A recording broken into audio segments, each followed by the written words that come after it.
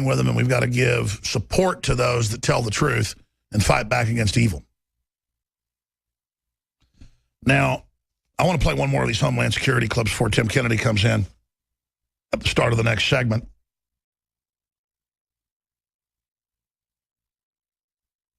I want to play DHS Director Jeh Johnson.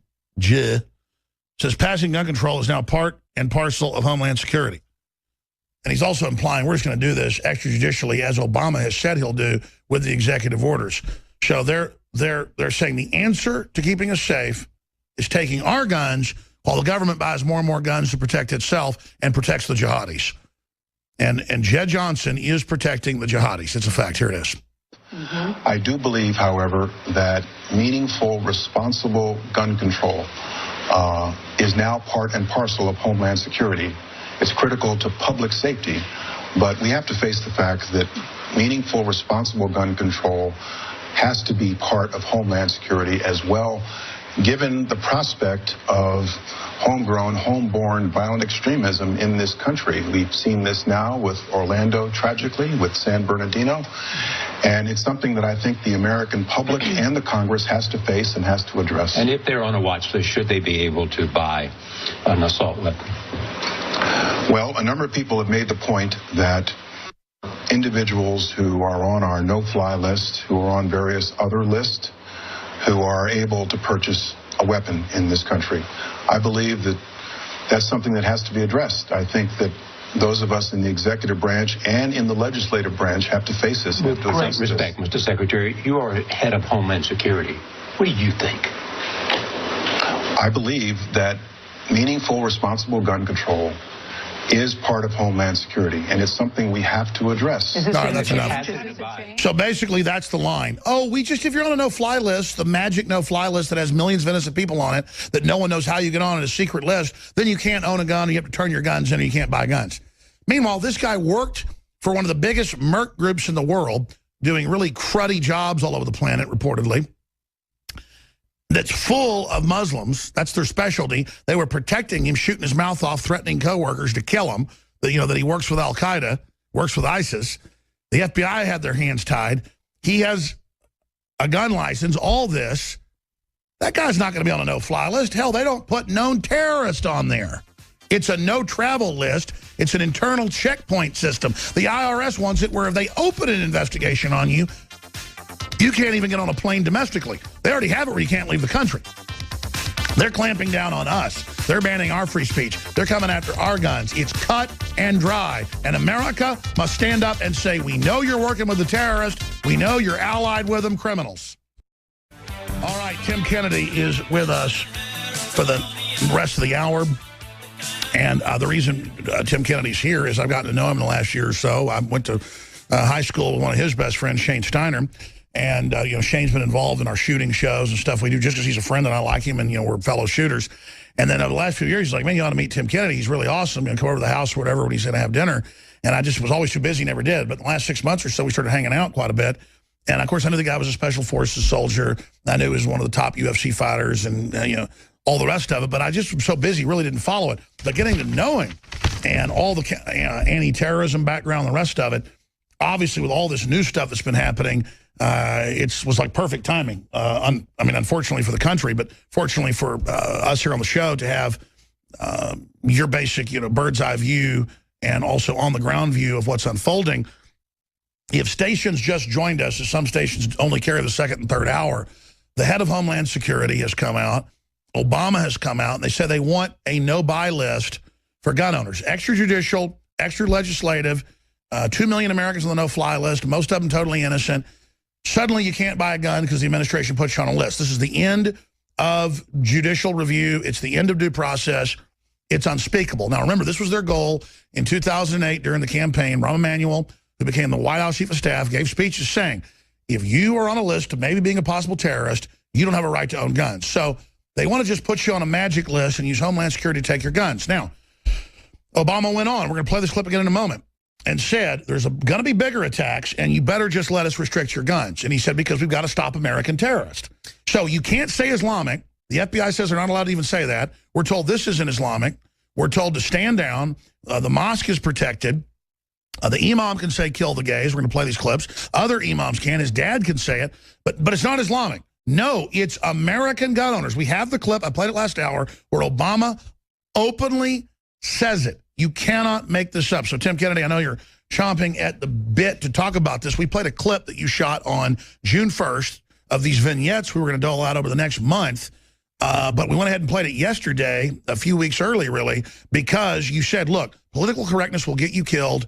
We're about to have jihad attacks in this country. You need to get prepared. You need to get ready. Wow. I tell you, I mean, where should we start first? You don't want to be right about these things. You don't. You know, I was heartbroken. I was disappointed. I was depressed. It was saddened. It broke my heart to see that I was right. I didn't want Americans to die. I don't want anybody to die. And now that Americans have died, regardless of what their sexual orientation, what their religion is, those are Americans that were murdered in a nightclub by radical Islam. So radical Islam murdered 49 people. Let's just say it. He didn't want us to say radical Islam. Islam. Radicalized by an imam. So essentially a pastor in a church said, hey, you guys be crazy and go kill people that we don't like.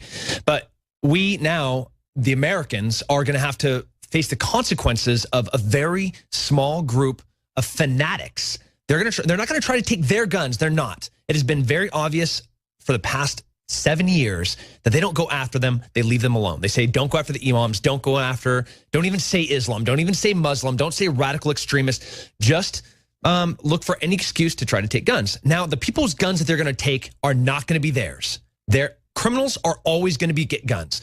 This guy had a Homeland Security clearance, and his brother-in-law ships the jihadis in. So, if you want to, let's just say we're going to make drugs illegal, then we wouldn't have any drugs, right? Wait, no, that doesn't work. Obviously, we still can get anything that you want on the street. You can get cocaine, you can get heroin, you can get marijuana at any 7-Eleven. So outlawing it at this point, when we have the millions and tons, hundreds of millions of guns that we have here, is not going to change anything. So sure, we know they're coming after the American people, though. Yeah, they're going to come after us. They're not going to go after the Muslim extremists. They're going to leave them alone, and they're going to try to take our guns. My guns, Alex's guns, Shane's guns, every true patriot's guns. And now it's pretty clear. We talked about this when you were in here Sunday. We talked about it last week. What is the master motive? We've seen it in Europe. Now it's here. Bring them in, let them attack, protect them, order the FBI to stand down, and then now Milo, the top guy on Twitter, the police banned his speech today in Florida because of threats, and now he's been kicked off Twitter because he's pointing out that Islam says it's going to kill all the gays. He has his speech taken now for these people. My God, what? I mean, 20% of Hillary's campaign money is from Saudi Arabia. That's the folks that fund ISIS. There's no question. You can't. So if you look at all the places around the world where being gay is illegal, it's Muslim countries. It's not the West. It's not Europe. It's Muslim countries where. But the left won't let you say that. No, but that's the truth. That's the thing about the truth, is you can't hide it. Just Google it right now. Go and say, what countries is it illegal to be gay?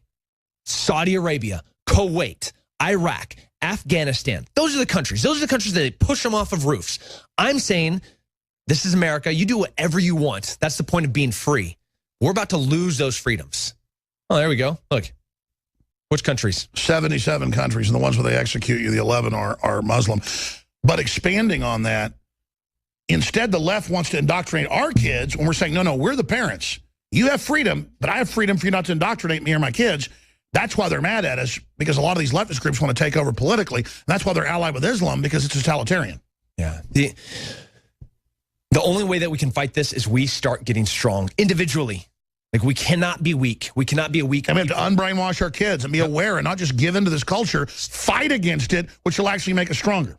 Yeah, right now, we are being sheep led to the slaughter.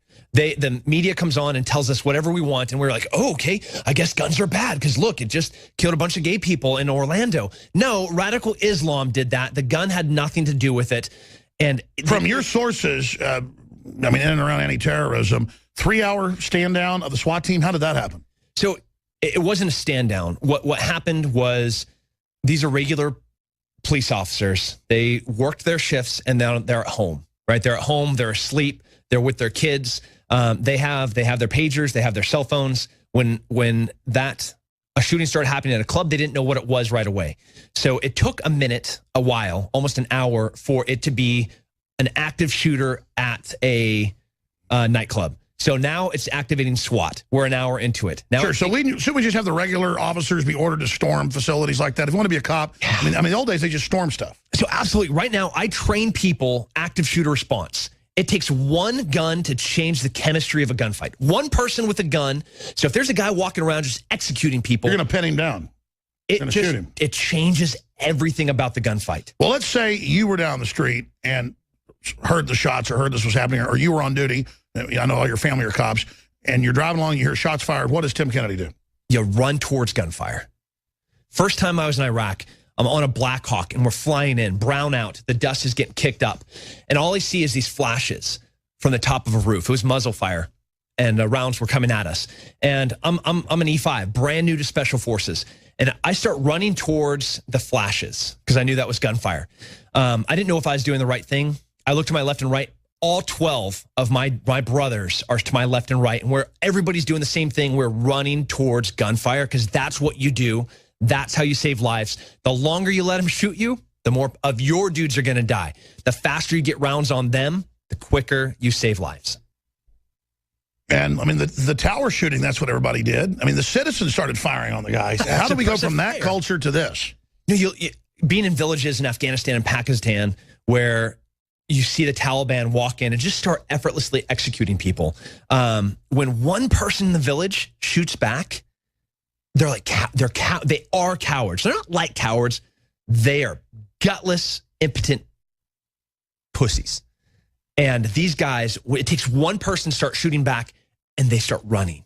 One person, not even accurate fire. But if you put a trained person at that nightclub that says, no, not tonight, I'm not going to let my... Well, imagine what would have happened in Texas. I mean, this person... You don't have to imagine. Gay nightclub or not, this guy's dead in about a minute. No, we don't have to imagine because it's already happened. Garland, Texas, last year, we had 2 radicalized Islam guys drive into town.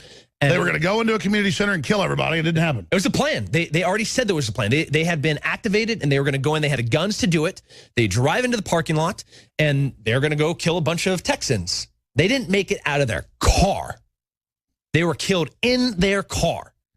They fell out like Swiss cheese. Instead, imagine if that had been somewhere where it was a bunch of liberals. My God, they could have killed hundreds. So there were 2 shooters in San Bernardino, and there were no people with guns.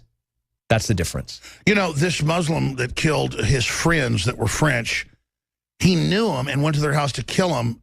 It seems like they like to kill people they know. It's at San Bernardino. These were their coworkers, people they had like Christmas parties with. There's no connection. If you're not of shared faith, if you're not Muslim, if you don't pray with them, you're nothing to them. There is no connection. They will kill you. They will kill your kids. They'll behead you. They'll throw you off roofs. They'll do anything that they can to end you because you are against what they stand for. That's Islam. Doesn't matter who you are or how you know them. They will kill you. You heard us report from our sources on the 6 cities that are targets. Talking to your sources, was that accurate? Yeah. So we know that there had been other guys that were radicalized. And so Omar Martin was one in 2014. The guy that went to Syria and blew himself up was another. There's a handful of other guys, and we don't know where they are. They are being actively pursued, whether it's going to be New Orleans, where the gay parade is going to be happening this weekend. You watch yourselves. You be sheepdogs and have your heads on swivels. San Francisco, New York, Boston, major metropolitan cities with culture. They hate it. They want it to be wiped off the face of the planet. And then the weirdo leftists want to control all culture, and they're allied with it. This is mental illness. I mean, this is crazy town. It's lethal. It's to a point. It's beyond crazy where they're actually seemingly enabling these people to kill us. It's past crazy. It's intentional. Let's talk about the latest developments and how they want to extrajudicially get rid of your Second Amendment, and Obama or anybody just put you on a secret list and your guns are taken while they coddle the terrorists. Tim Kennedy's my guest. I do intend to open the phones up when we start the next hour. There is so much to get to here, but I cannot find words, Tim, to describe how over the top it is. In the next segment, we're going to play some of this, where they're banning people giving speeches like Milo Yiannopoulos, the police are, in Florida, and kicking him off Twitter because he simply is going to point out that Islam is attacking gays. And he has 30 million followers or whatever on Twitter. And then meanwhile, We're going to play this clip.